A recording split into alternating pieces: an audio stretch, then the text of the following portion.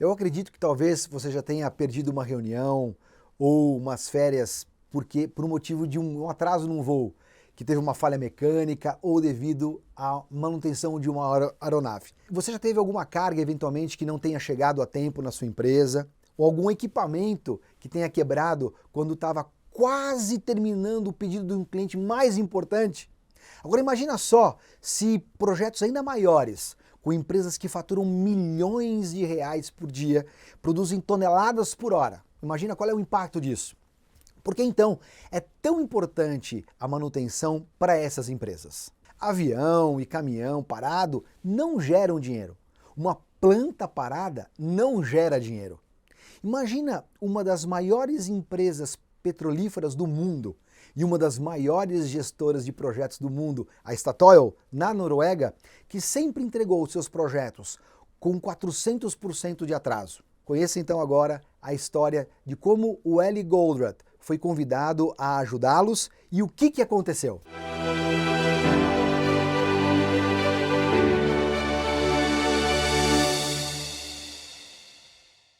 Meu nome é Fabiano Almeida e hoje eu estou como Engagement Director da Goldratt Consulting e eu tenho o enorme prazer de conversar com dois grandes amigos.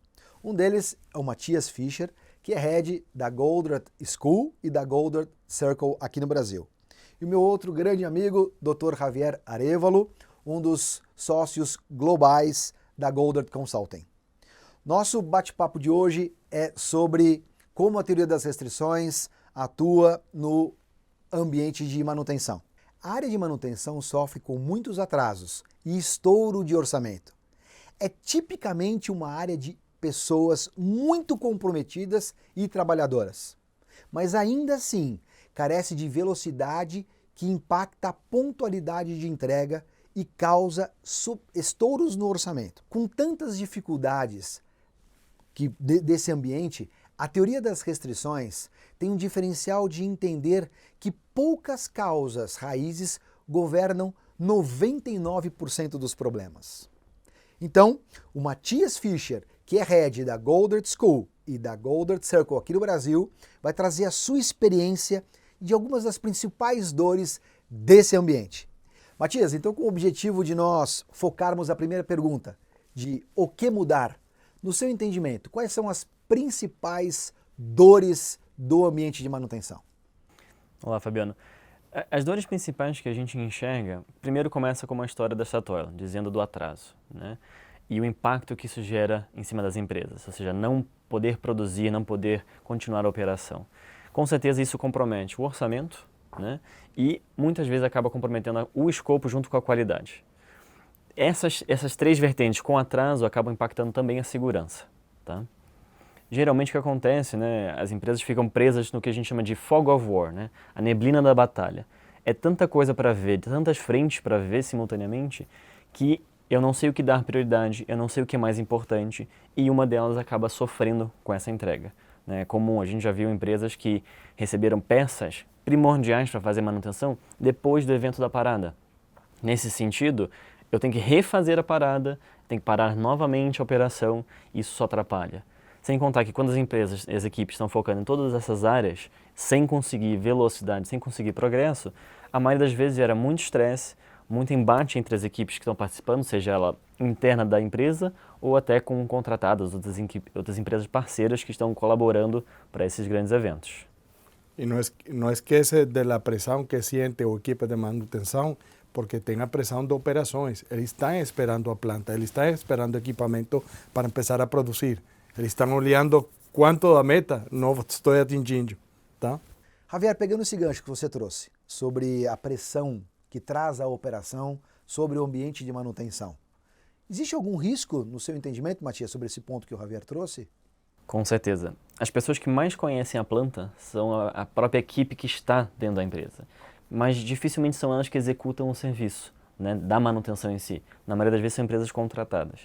Só que essa equipe que tem a detentora realmente dos riscos e sabe realmente o que pode acontecer lá dentro, ela está ocupada com 15 mil frentes, 15 mil preocupações. Porque o projeto está sofrendo atraso, o risco de abertura de mais escopo, o risco de coisas que estão saindo mais caras e o orçamento vai estourar, excesso de reuniões gerenciais e de reporte e reuniões com as outras equipes. quando a atenção dessas pessoas é pulverizada nisso, qual que é a atenção que ela realmente consegue dedicar ao tema da segurança? E a gente sabe, esse tipo de ambiente é muito perigoso. Gera muito risco às pessoas que estão executando o serviço. Então, se eu não tenho as pessoas que principalmente conhecem os riscos desse ambiente focadas nisso, eu abro a porta para acidentes.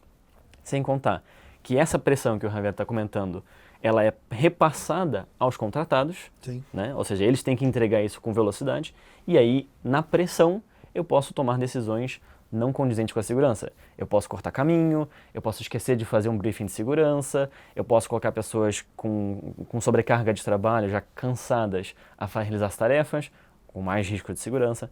Então, nada disso corrobora ao tema de segurança. Então, não é que a gente trata o assunto de segurança diretamente, mas se eu consigo melhorar isso, a segurança naturalmente ela vai melhorar. E aí, Javier? Então, eu gostaria que você, por favor, contasse para o Matias, para mim e quem está nos assistindo aqui, um pouco mais sobre a história da Statoil. Como o Goldratt ajudou a empresa em um ambiente com tantos atrasos, Javier. Claro, Fabiano, um prazer para mim contar essa história anedótica do Dr. Goldratt. Se você lembra, a início da história, Statoil estava muito preocupada porque era a melhor companhia trabalhando em planejamento de projetos, plataformas de explotação submarina para extração do petróleo, e com 400% de atraso. Cara, isso custa dinheiro, custa tempo e tem uma quantidade de responsabilidades entregadas para a empresa que não estão sendo acontecidas, tá?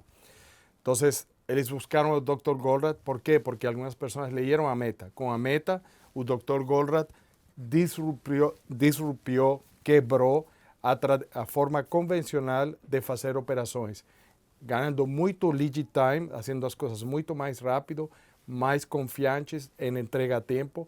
Então eles disseram, se ele posso resolver o elemento de operações ainda complexas, talvez tenha um jeito de fazer algo por nós em ambiente de projetos.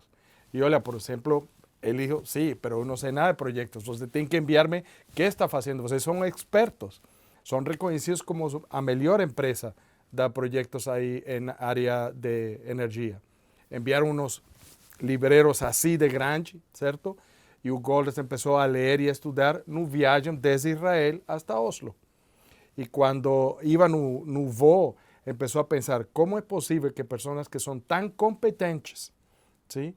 Planejam bem e faz todo, conhecem caminho crítico, que ajuda as pessoas a tomar decisões sobre aquela longitude de tarefas dependentes entre si para atingir os resultados, como é assim que estão consumindo tanto tempo? Alguma premissa está errada. Dice, ¿qué será? E continua pensando e percebe que algo está acontecendo.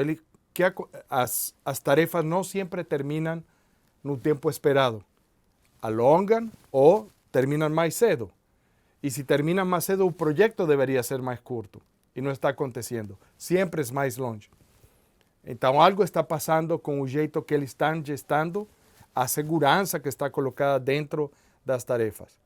O que aconteceu e ele aprendeu pensando foi que seguramente se eu tenho e coloco uma estimativa dessas tarefas muito corta e eu atingo, a próxima vez já perdi a segurança. Então, não adianta, não posso continuar desse jeito.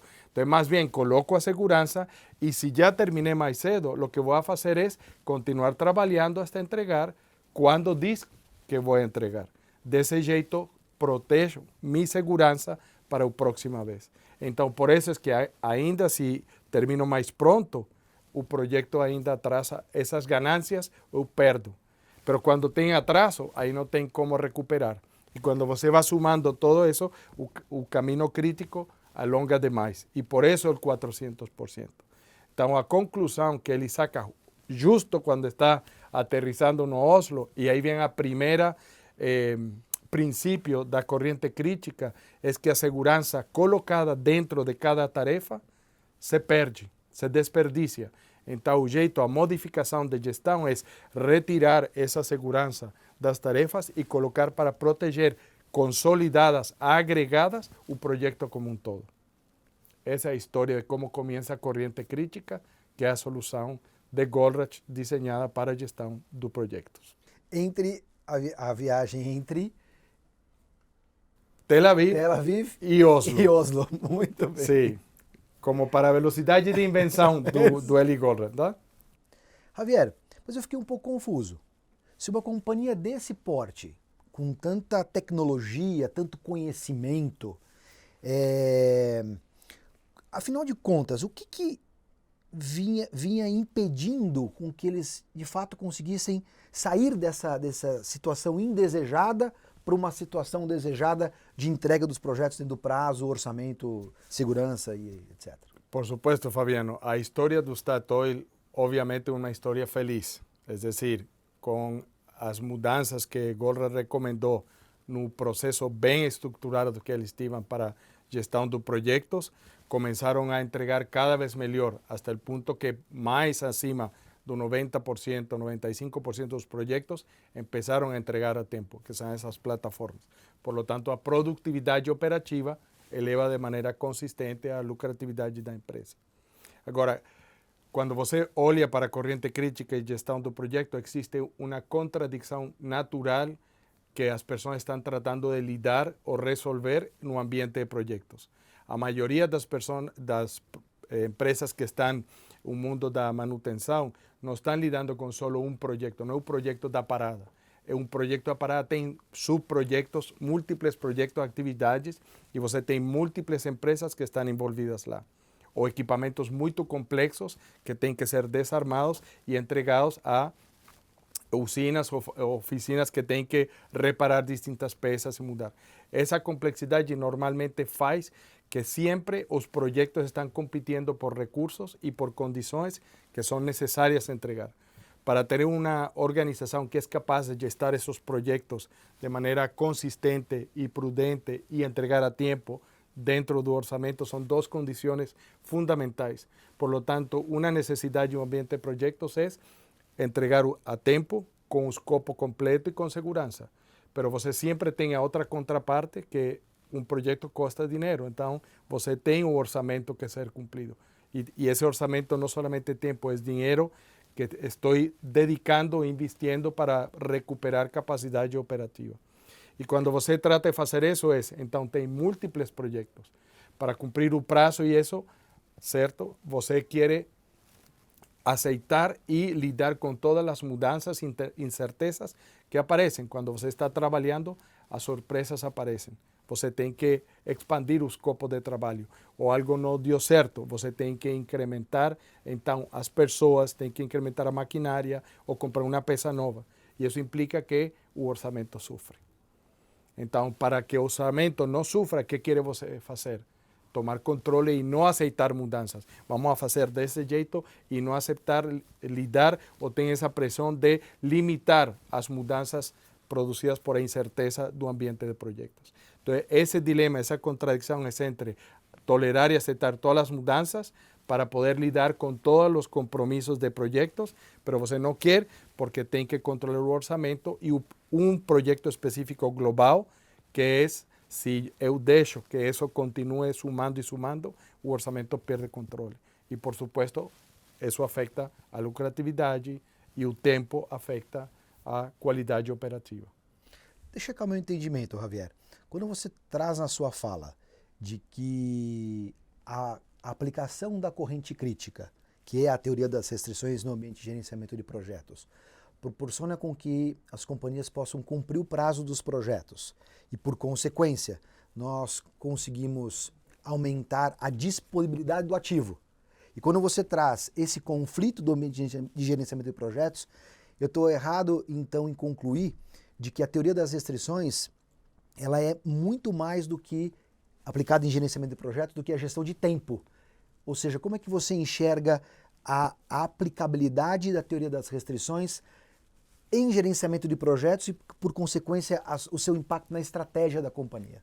Quando estamos falando disso, gerenciamento de tempo é um mecanismo, é um veículo para desenhar quais são as novas regras de como vamos a planejar y cómo vamos a executar los proyectos. Y no solo un proyecto, sino todos los subproyectos o los varios proyectos múltiples que tienen que acontecer en un periodo de tiempo. Eso significa que temos que enseñar a las pessoas que estão envolvidas en esa gestão de proyectos a fazer as coisas diferentes. E o impacto que esto tem é normalmente quando você resuelve esta contradição entre tolerar essas mudanças e não tolerar essas mudanças, porque está protegendo o prazo e compromisso e escopo, pero também está protegendo o orçamento. Essa contradição se resolve quando empezamos a colocar um jeito diferente de asignar os recursos e planejar o trabalho. E tem que lidar com, efectivamente, como usamos tempo.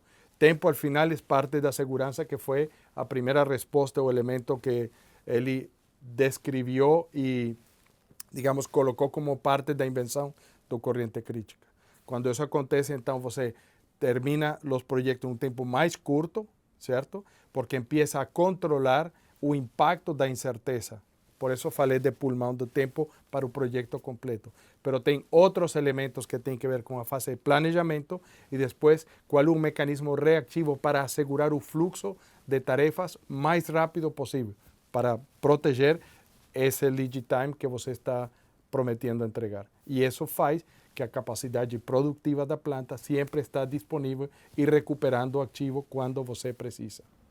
E aí, Fabiano, complementando com isso, né? A teoria das gestões sempre procura aumentar o ganho, reduzir o investimento e ter redução de despesa operacional, certo? Esse tem que ser um dos objetivos, principalmente aumentar o ganho. Então, se isso não tivesse em relação, toda essa mudança não tivesse em relação com esse ponto exatamente, não faria sentido, não é algo necessário, não deveria ser o foco da empresa. Mas o que o Goldman descobriu é exatamente essa essência. Se eu consigo melhorar a gestão do tempo e, por consequência, tudo que o Javier falou, a velocidade de recuperação dos ativos tem aumento direto no aumento do ganho da empresa, na lucratividade da empresa. Então, por isso que isso realmente é um dos focos que deve e que traz tanto valor para as companhias. Sim. E complementando o que disse Matias, aqui o ponto da alavancagem é entender que o que ele e Goldratt fez foi quais são as premissas que são de profunda costume dentro da indústria e que ninguém desafia. A primeira foi para eu arribar e poder completar as tarefas dentro de atividades dentro de um projeto, tem que proteger cada atividade. E tem incentivos dentro das políticas e comportamentos das pessoas com as empresas que acreditam que é o melhor, que termina derivando em esses projetos tão longos e tão atrasados. Então, desafiar premissas é o que vamos a ver na próxima etapa, quando estemos falando das seguintes perguntas que responder para a mudança. Perfeito. Uma planta que está parada, ela não está produzindo. Uma planta que tem equipamentos ou equipes sem operar não está alcançando a sua meta. Se você quer conhecer, aprender e implementar mudanças com as soluções da Goldratt Consulting sobre o ambiente de paradas de manutenção e descobrir como a teoria das restrições pode contribuir de forma significativa e decisiva para que a gestão das suas paradas sejam ainda mais contributivas para a estratégia da sua companhia, nós estamos aqui. Para o próximo vídeo, nós vamos falar de qual é a direção da solução. Quer saber mais? Baixe o app da Goldratt Circle para iOS e Android. E seguindo no LinkedIn, Javier Arevalo, Matias Fischer, Fabiano Almeida.